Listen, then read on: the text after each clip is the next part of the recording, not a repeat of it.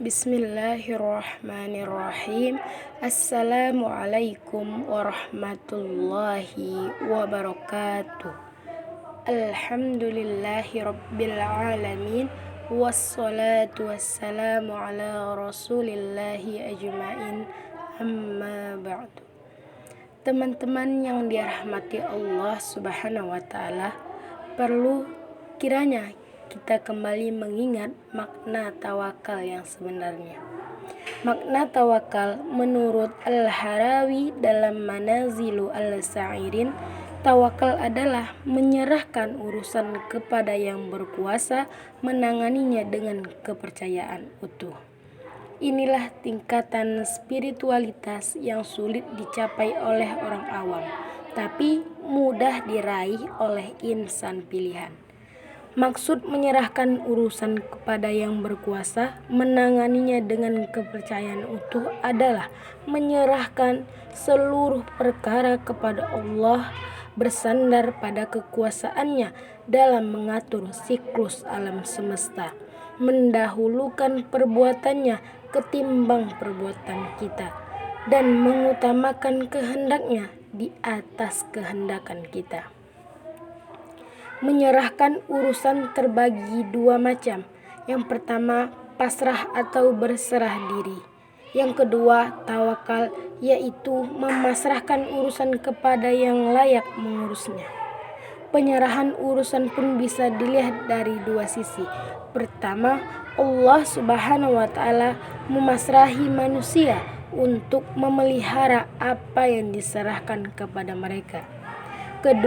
Kedua, manusia mengangkat Allah sebagai wakil dan bersandar kepadanya. Teman-teman yang dirahmati Allah subhanahu wa ta'ala, penyerahan Allah kepada manusia tertuang dalam ayat, jika orang-orang Quraisy itu ingkar, maka sungguh kami akan menyerahkannya kitab, hikmah, pemahaman agama, dan kenabian kepada kaum yang tidak akan mengingkarinya. Quran Surah Al-An'am ayat 89. Maksudnya, siapa saja yang melaksanakan perintah dengan penuh keimanan, mau berdakwah, berjuang, dan menegakkan agama, maka dialah yang diangkat Allah sebagai wakilnya di muka bumi. Jika ada orang yang berkata, bolehkah kita mengatakan manusia adalah wakil Allah? Maka jawabannya adalah tidak. Mengapa? Karena wakil bertindak atas nama pihak yang menunjuknya, sedangkan Allah tidak memiliki wakil dan tidak menunjuk seorang pun untuk menggantikan kedudukannya. Bahkan dialah yang menggantikan kedudukan manusia, sebagaimana tercermin dalam doa Rasulullah SAW ketika hendak bepergian. Ya Allah, Engkaulah teman dalam perjalananku dan penggantiku dalam keluargaku. Teman-teman yang dirahmati Allah subhanahu wa ta'ala, seperti firman Allah, wa 'alallahi fatawakkalu in kuntum mu'minin.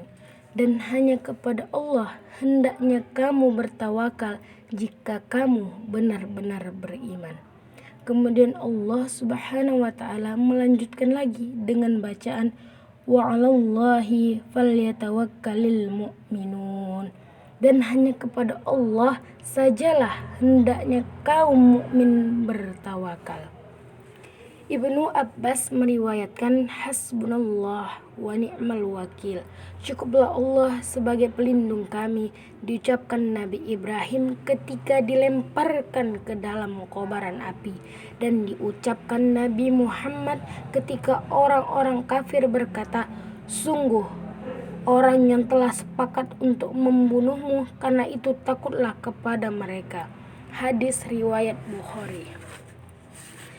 Teman-teman yang dirahmati Allah subhanahu wa ta'ala, ada beberapa macam-macam tawakal. Ada 4 golongan orang bertawakal. Yang pertama, orang yang bertawakal dalam mengukuhkan iman. menegakkan ajaran agama Allah, meninggikan kalimatnya, memerangi musuh-musuhnya, mencintainya, serta melaksanakan perintahnya. Mereka adalah para wali Allah dan insan pilihan. Yang kedua, orang yang bertawakal agar bisa istiqomah, terpelihara hubungan baiknya dengan Allah dan tidak bergantung kepada manusia.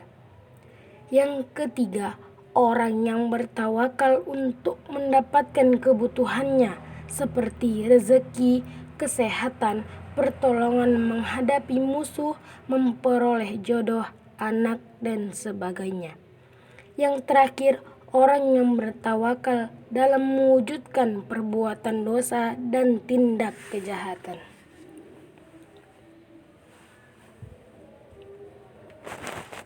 Kemudian golongan keempat ini tidak akan mampu mewujudkan kebaikan mereka tanpa seizin Allah dan tawakal mereka kepadanya.